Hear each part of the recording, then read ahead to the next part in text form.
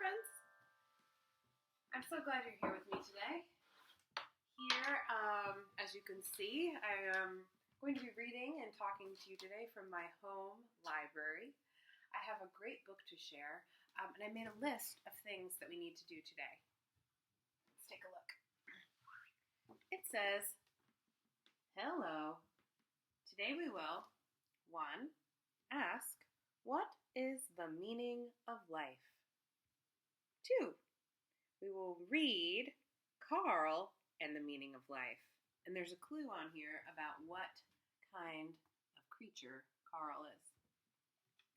And 3, this is a big one. Today, at the end of our lesson, I'm going to ask you to go out and find the meaning of life. Now, I'm going to get to this piece of paper right up here in just a second.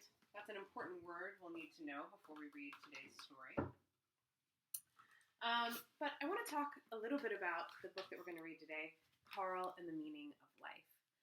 So have you ever been outside or on a walk or a hike with your family and noticed maybe ants crawling around or a beetle walking by, a squirrel in a tree, or birds flying around and wondered, where are they going?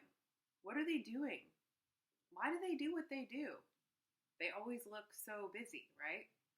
Well, today's story is going to kind of talk a little bit about that, about why animals do what they do and what the great purpose of their lives is. Now, this might seem especially tricky for something so lowly and small as a worm, but as we'll see in today's book, worms do have a very grand and important purpose in their lives. And that brings me to this word. There are always sometimes words that we need to know before we read a story, and one that you need to know before today's story is worm castings, aka vermicast, also known as worm manure, also known as worm poo. Worm poo is going to play an important part in today's story. Some things you need to know about it is that worm poop is an optimal soil enricher. It's made of football-shaped particles, and if you get a chance, type in worm castings into the computer and you can see really cool images of it if you want to see what it looks like. And they make soil healthy. So be thinking about worm castings as we're reading and be thinking about how they come into play in today's story. Just like always, my job is to read the words. Your job is to read the pictures. Here we go. This is the story, beautiful fold-out cover, Carl and the Meaning of Life. Let's go down in the dirt with Carl and find out what the meaning of life is. There we go. I'm going to shift a little bit. Carl and the Meaning of Life. And there's little Carl. Carl was not a bird. Carl was not a bear, or a beaver, or a rabbit, or a fox for that matter. Carl was an earthworm. He lived underground, always moving, burrowing, tunneling, digesting dead leaves, feasting and casting, there's our word, and turning hard dirt into fluffy soil day after day. Until one day, why? Asked a field mouse gathering seeds. Why do you do that? Why? Carl did not know why, but now he needed to find out. So Carl stopped making fluffy soil. I'll be right back, he told the field mouse.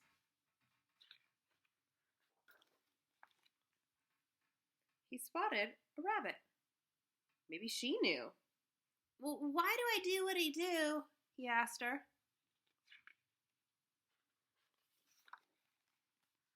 Oh, goodness dear, she said. I do not know. I do what I do for my babies. 1, 2, 3, 4, 5, 6. But Carl did not have babies. Also, do you notice who's lurking in the wings over here? Mama needs to look out, otherwise the fox might get one of her babies. A fox appeared. Carl turned to the fox. "Why do I do what I do?" asked Carl. "Who do I do it for?" Yeah, there's a praying mantis there, too. "For whom?" replied the fox. "Alas, my meal awaits. I am here for the hunt." But Carl did not want to hunt. So far we've seen a mother rabbit whose purpose is she does everything she does for her babies, and the fox does everything they do because they love to hunt. "Psst, why are you talking to a fox?" cried a squirrel. Carl was startled. "Because the field mouse is waiting, and I want to know what I'm here for," he said. There's little Carl. The squirrel declared, "I see. I am here to plant trees. Trees are where I sleep." But Carl could not sleep. Not in a high tree, and not without an answer for the mouse. So he pushed on.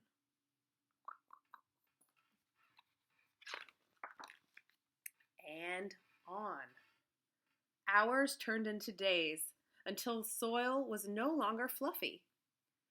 The ground around Carl turned barren and dry, while he continued to search. What? Who? Why? Sigh.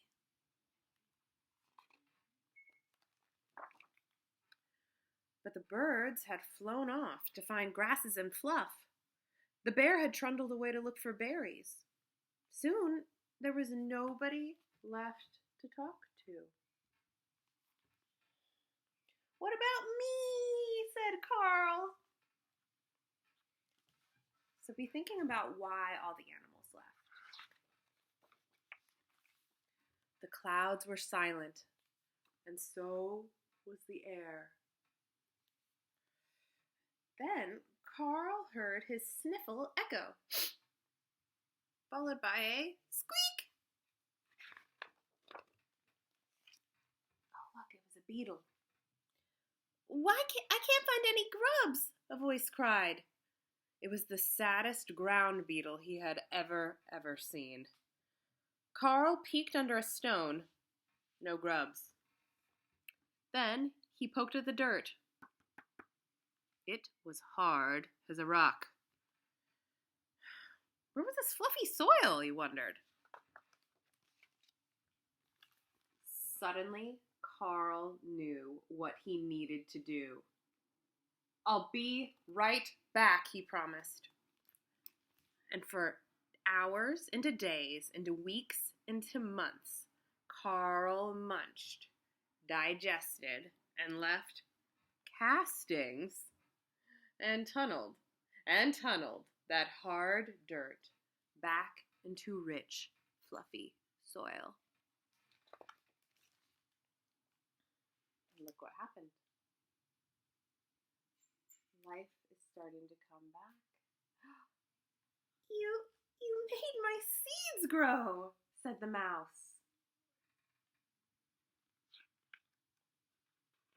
And this is Carl's great realization, right? This is the great meaning of his life. His job is to make soft, fluffy, rich soil that makes the seeds grow. The clover blossomed once again, and the rabbit came back with her kits. The squirrel returned to plant new trees. The fox was lured by the hunt, and all of them able to do what they do. How? Well, why not ask Carl? And that is the end of Carl and the meaning of life. Now, we have one more thing left on our list. and it's a big one. It's to find the meaning of life. So my challenge for you today, or sometime in the next couple days, is to go out on a walk or even just sit out on your front porch and wait for a little bit and look around and notice the life that's around you. You might see an ant, you might see a bird or a squirrel. It might not even be an animal. It might be a certain kind of tree or plant. And my challenge to you is to pick one thing, let's say it's an ant, and find out what the meaning of its life is. That is, why does it do what it does? And what does it do? So these are some questions I want you to think about.